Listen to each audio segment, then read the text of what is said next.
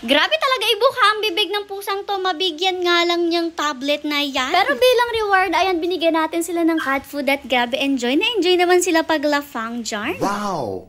Today nga for the Gorabels na naman si Mother kasi nga may pupuntahan sila ngayon na mahalaga at alam ko kilala nyo rin yung pupuntahan natin. Pero syempre before tayo makarating kung saan tayo pupunta, kailangan nga muna nating dumaan sa food para syempre makakain tayo tapos may maibigay rin nga tayo sa kanila. Memang tayo lang guys pero hindi naman talaga ako kasama nung time na to. Pero ayan na nga, dito sila nagpunta sa Jollibee, bumili lang sila ng food tapos dumiretso na nga sila dito sa bilihan ng mga dog food at cat food. First time nga lang nilang makabili dito kasi naman napadaan nga lang talaga sila dito tapos na-realize nga nila na bibili na nga sila ng isang sakong cat food. O, diba? Nagtataka na kayo dyan kung saan nga dadalhin itong cat food na to at bakit kailangan isang sako. Mamaya guys, makikita nyo naman yan. Bali sa ngayon nga, ayan, after nilang mabayaran, syempre, ay nilagay na rin nga nila yan dito sa sakyan tapos diretso na nga sila dito. Pagka-park pa lang nga ni Mother, sinalubong na nga nila tayo tapos syempre, binigay na rin natin sa kanila itong mga food tapos pati na rin nga itong cat food na nasa likod ni McQueen. Kinuha na nga nila yung cat food na yun at grabe si ate, napakagaling nga. Caring-caring niya talagang buhatin yan kahit napakabigat ng cat food na yarn. Imagine nyo ilang kilos yan. Sobrang bigat talaga, parang 22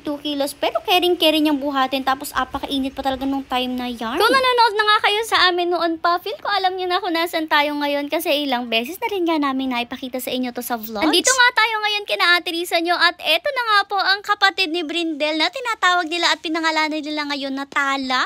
Eto na naman, maiintriga na naman siya kasi naman hindi nyo matanggap na nakatali siya. Gusto nyo talaga kawala siya. Kahit ilang beses ko nang nasabi na hindi pwede dito ang asong kawala. Kasi guys, kapag talaga nahuli to ng barangay, kukuhanin talaga nila itong asong to at syempre alam nyo naman kung saan dadalhin sa pound. Tapos kapag walang kumuha sa pound ay talagang diretsong euthanize na at ayaw naman nating mangyari yun. Kaya nga sabi ko, go lang mambash lang kayo. Basta ang mahalaga ay alam naman natin na alagaan naman siya ng ayos. Grabe rin nga yung mga naging comment noon na dapat meron siyang ganito, keso ganyan dapat yung pinaglalagyan niya. Ay, grabe talaga mga personality. Anyways, hindi nga lang itong si Tala ang sumalubong sa atin, kundi pati na rin nga yung mga pusa dito. At ito rin nga po yung dahilan kung bakit bumili si Mother ng isang sakong cat food. Ang most common kasi na pets talaga dito sa area nila guys ay ang mga pusa talaga. At kung saan nyo talaga sila makikita dito kaliwat kanan. Tapos most talaga guys na mga pusa na to ay galing sa atin na naipa-adapt natin sa kanila gaya na lang nga ng isang to. At alam nyo naman lahat ng mga galing sa atin, binibisita natin sila, binibigyan natin ng mga vitamins, ng mga gamot, ng pagkain. Tapos ngayon naman, deworm ang pinuntahan natin para sa mga pusa na to. Dahil nga kasi marami na silang pusa dito, tapos syempre kung saan na lang nga sila pwedeng pumunta, which is okay lang din naman at least malaya sila. Ay simba ni Mother na sana naman at least ay ma-deworm sila, kaya nagdala nga si Mother ngayon ng dewormer para ma-deworm nga lahat ng mga pusa na nandito. Syempre naman, hindi lang pati yung pusa, kundi pati na rin nga itong si Tala na kapatid ni Brindel, kaya ayan siya na muna yung unang binigyan. Tablet naman yung dewormer na to, kaya ayan for the eat nga siya dyan ng dewormer. In fairness naman ha, nakain niya talaga. After nga kay Tala, dito naman na tayo sa mahirap pa inumin syempre ang mga pusa. Ang galing kasi talaga magluwa ng mga pusa guys. Kahit nga maliit lang talaga yung ibibigay natin sa kanila, syempre talagang for the luwarin nga sila dyan ng maigi. Tignan nyo nga sa unang cat pa lang talagang hirap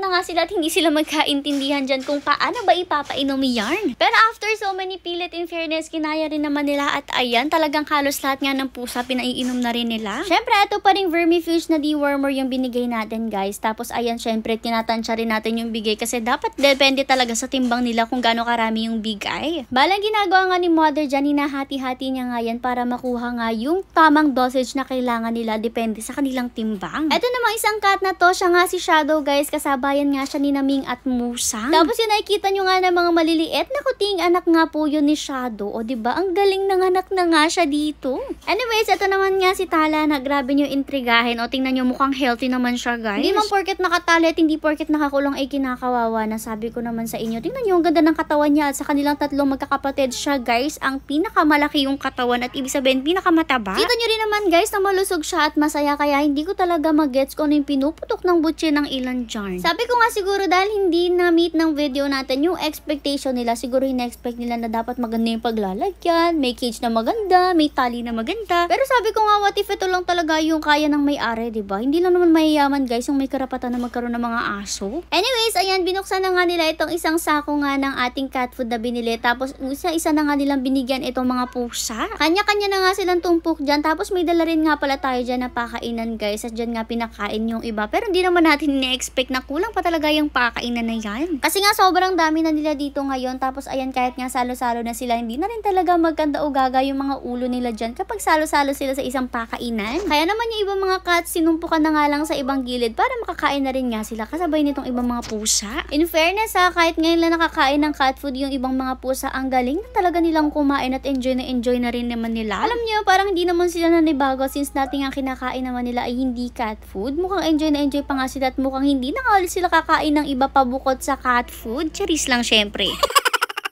Pero syempre, hindi lang naman mga pusa na to ang bibigyan natin ng pagkain kasi habang busy-busy nga sila sa pagkain dyan, may batang nang hingi. Gusto yata niya makatikim kaya ayan, binigyan rin nga siya ng konti. At dahil konti nga lang yun, ayan, naubos niya rin naman agad. Sabi ko nga baka maya-maya itong si Tala bigla na lang mag-meow kasi nakakain siya ng cat food.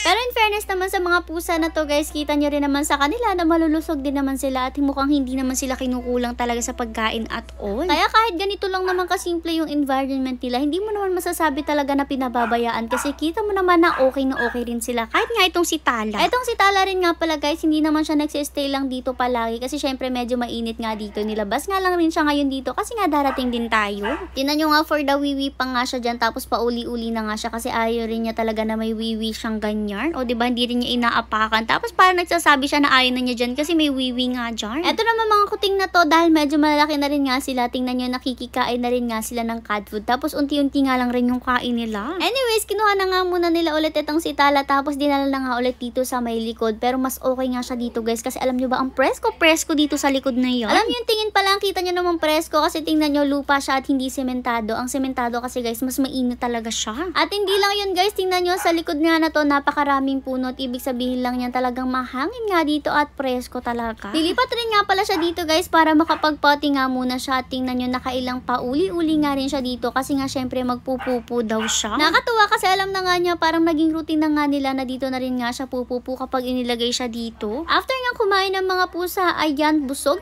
at solve na sila habang itong ibang kuting ayan for the dete naman nasa kanilang mama. Nakatuwa nga itong si Shadow, baby pa namin yan noon pero ngayon mama na nga siya.